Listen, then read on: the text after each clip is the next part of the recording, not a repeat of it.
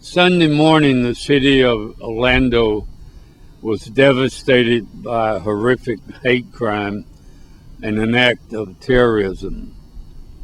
We mourn the loss of so many beautiful people.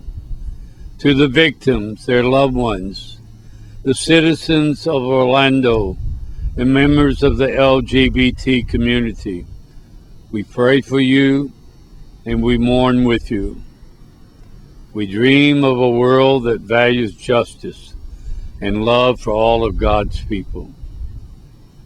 We are blessed to have such outstanding law enforcement, first responders, and medical workers for their role in supporting the victims and the community. We should be proud of them for their compassion and care, regardless of anyone's gender, race, or sexuality. As a Catholic community, we too should stand together and support our LGBT community. We should be welcoming and accepting of all of God's people. There should be no room in our hearts for such hatred and prejudice. I hope you all will join me in prayer for all the families and friends who have suffered greatly in this tragic and horrific event. I pray too that our bishops will speak out and join others in support of our LGBT community.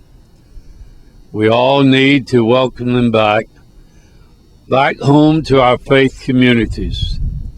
I invite you to watch this video of Father James Martin, a Jesuit priest.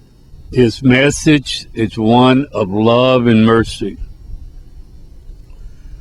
God bless you. Hi, I'm Father Jim Martin. Peace be with you. It may never be clear exactly what motivated the gunman who killed 53 people yesterday at a gay club in Orlando. It was probably some mix of mental illness, some connection to ISIS, and some homophobia. That last motivation, homophobia, has been attested to by the man's father, who said that his son was enraged by seeing two men kissing one another in Miami. His former wife also said that he had made anti-gay comments. What is not in doubt, however, is that the largest mass shooting in U.S. history took place at a gay club, and that the LGBT community has been profoundly affected.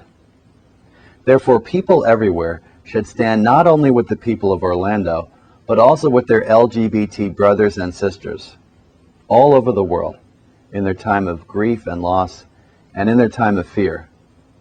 This is the moment for all Christians to do so, and all Catholics.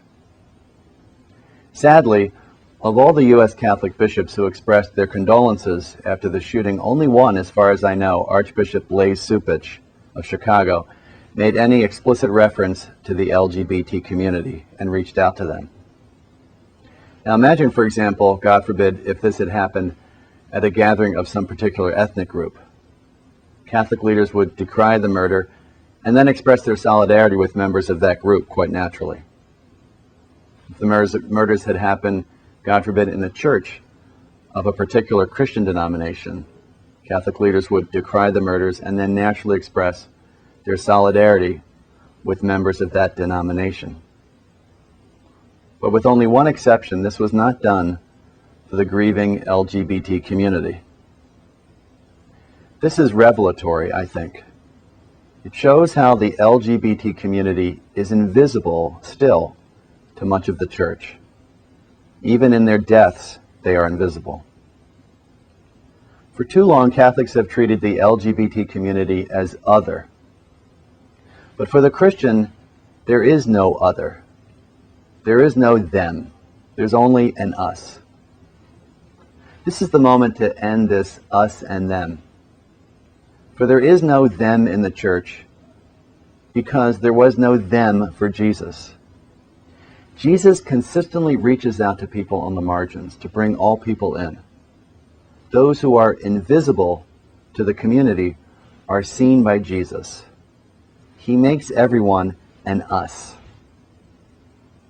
Catholics have a responsibility, I think, to make everyone feel visible and valuable, especially in times of loss. The Church, then, needs to stand in strong and public solidarity with all of us in Orlando. Peace be with you.